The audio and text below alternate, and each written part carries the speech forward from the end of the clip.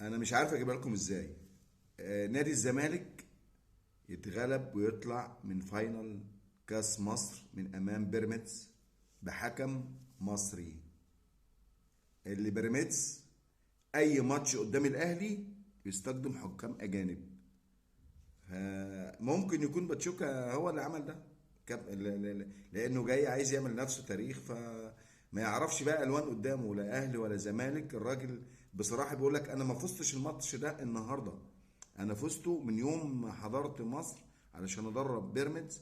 كنا بنخطط لفوز الماتش ده من تدريب، من تركيز، من خطط، من كل حاجه. بصراحه مدرب عالي، مدرب عالي جدا، عارف يدير الماتش بكل حنكة وبكل يعني.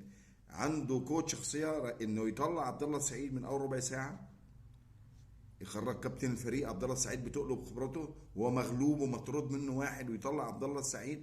لا دي تحسب له.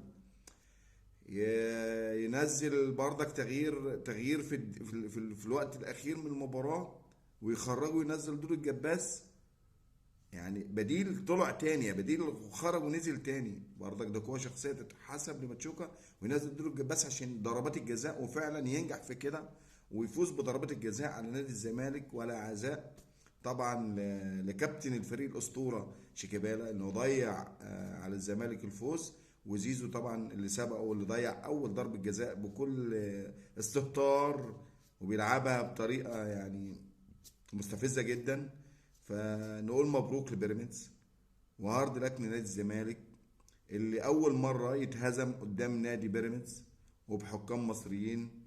باي باي الزمالك.